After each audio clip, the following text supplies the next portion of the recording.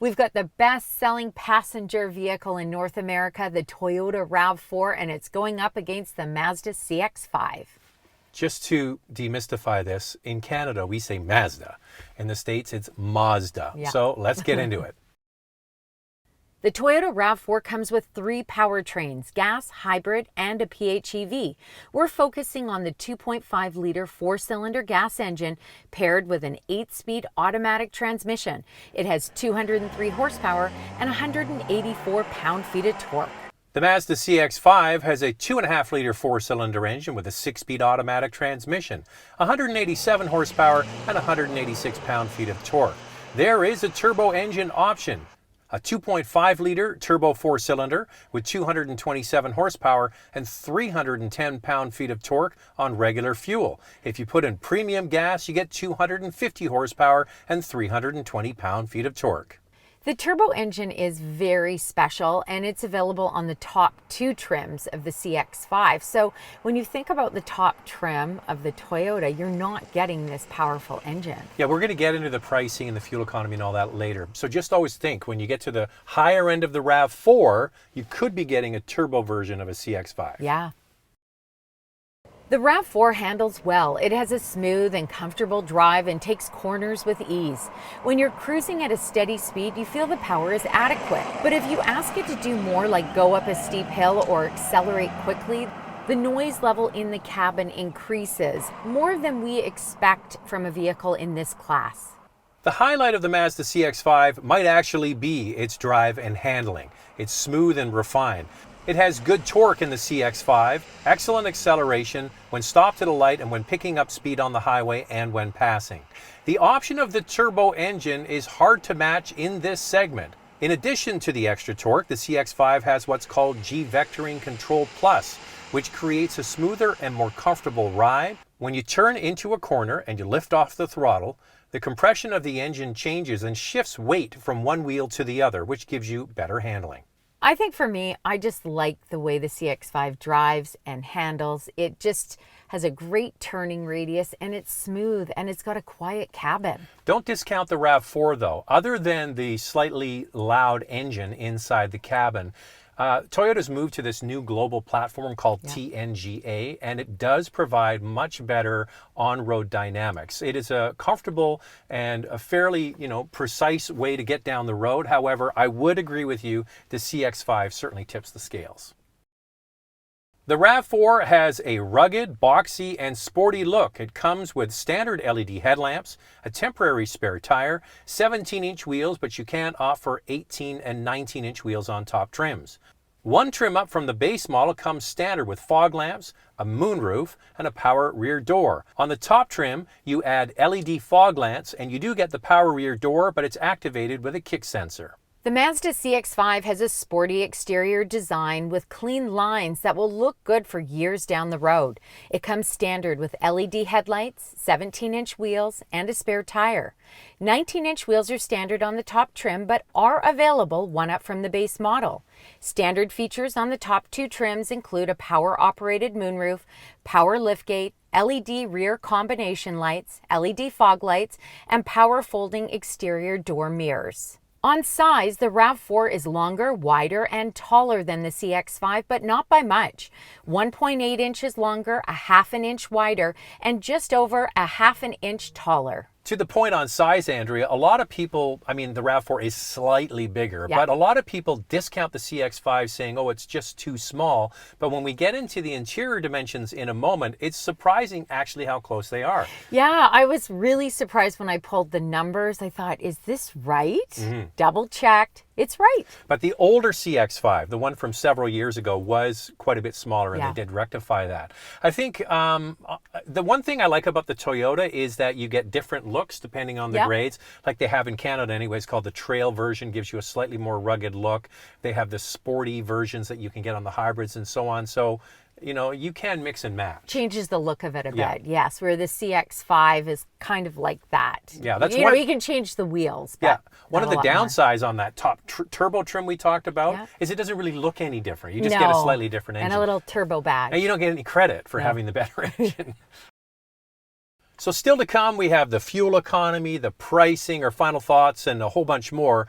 Right now, we read out some of your Instagram comments. Now, every week, Andrea puts out the same comparison on Instagram of these vehicles. And if you want to follow along, it's Motormouth_Andrea. Now, we read out the comments. CX-5 every time. Better looks, better interior, higher quality, better drive, all for a similar price. It's a no-brainer. I just hope their infotainment system gets refreshed soon. Between the two, I would pick the RAV4, but with the hybrid option. The fuel economy is very important with high gas prices, and the proven reliability and resale value of the Toyota makes it a no-brainer. Team CX-5. I love mine and plan on getting another. CX-5 for a small family with a younger dad. RAV4 with a larger family with an older dad. The Mazda is sexier and more lively. The Toyota is still a Toyota despite its impressive looks. But if you're looking for practicality, Toyota wins. If you're looking for spirit and passion, Mazda all the way. The RAV4 comes standard with cloth seats, heated front seats, a 4.2-inch multi-information display, a 7-inch touchscreen, Apple CarPlay and Android Auto, and a 6-speaker sound system. One up from the base model comes standard with a heated leather-wrapped steering wheel. Standard on the top two trims is an 8-inch touchscreen, a 7-inch information display, Softex seats, and ventilated front seats. On the top limited trim, standard features include an 11-speaker JBL sound system, heated rear seats, a wireless charger, and mixed leather and Softex seats. The CX-5 just got an update that was already available in the United States, the 10.25 full color display. You get Apple CarPlay and Android Auto, cloth seats, heated front seats, 6-way manual driver seat, and keyless entry. Standard features one up from the base include leatherette trimmed upholstery with faux suede trim, 6-way power driver seat with lumbar support and driver seat memory, a leather-wrapped steering wheel and shift knob. Standard features on the top two trims of the Mazda include a 10-speaker Bose sound system, ventilated front seats, heated rear seats, and a 10-way power driver seat with lumbar support. Standard on the top trim is Nappa leather trim seats, and the Kuro trim gets a garnet red leather trimmed interior, as well as the 10-way power driver seat with lumbar support. Now here's the big difference between these two vehicles. The Mazda interior is head and shoulders above the RAV4. I call the RAV4 interior industrial looking. Utilitarian. Yeah. The CX-5 looks almost premium. Refined, elegant, quite beautiful. The fit and finish and the quality of the materials is quite outstanding. But the biggest difference is the way you interact with the infotainment system. So with the Toyota, it's just a touchscreen. Yeah. With the Mazda, you get a control wheel in the center, you get a volume knob next to it. It's very reminiscent of the older Audi MMI system, and this gives you BMW's iDrive, and it gives you more of a premium interior. I've always said if you covered the Mazda logo on the steering wheel and you asked people what they were sitting in, they would say some kind of European car, and that's how it looks. Yeah, and also getting the leather interior on the top trim where you get the Softex, which is actually a good material on the Toyota, but it's not leather. And another thing on the Mazda that you get just one up from the base model is driver seat memory. Well, you have to get that on the top trim of the RAV4. I think the Toyota RAV4 looks kind of plastic fantastic a little bit. It doesn't look up market, and the CX-5 looks up market. It looks up market, and I think with this new 10.25-inch screen that they've added in Canada makes a big difference. It's just longer. It doesn't look like it stands out on the top of the dash. I like it a lot. I'm glad that they made this change. And Mazda has made some changes where you can get some models that have a touch screen, but you can't use it when you're driving. And then you've got the center console dial, whereas the RAV4 is just a straight up touch screen that works really well. It's intuitive. And you know what? The RAV4 offers a very comfortable cabin, don't you think? Yeah, the seats are very comfortable. Yeah. It's just kind of industrial looking. So here is where it gets interesting. A lot of people think the CX-5 is a lot smaller. Well, that's just not the case. The CX-5 provides 47 millimeters or almost 2 inches more rear legroom than the RAV4, but equal front legroom. When it comes to cargo space, that's where the RAV4 is the clear winner. With the second row seats up, the RAV4 offers 184 liters or 6.4 cubic feet more cargo space than the Mazda.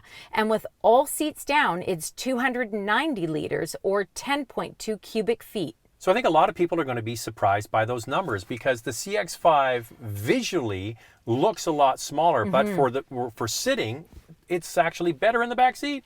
Yeah, when you think about it, the RAV4 isn't that much longer. So you've got to get the space somewhere in that CX-5, and where it is in front row legroom, equal, and then the second row legroom, but it's the cargo space. So if you're a family who's loading up that cargo space, I think the RAV4 is a better option for you. But it's a lot of sort of lost space because the RAV4's roofline and then the rear is square, and the CX-5 has more of a sloped rear, which gives it a sexier look on the outside. So really where you're losing that space is in the back top part, and I'm not sure how often you use that, but know that going in.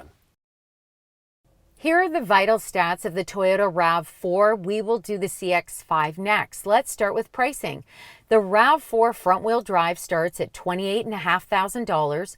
All-wheel drive is $30,690, and the limited all-wheel drive top trim is $41,690. J.D. Power gives the RAV4 a quality and reliability score of 74 out of 100 and an overall score of 80 out of 100.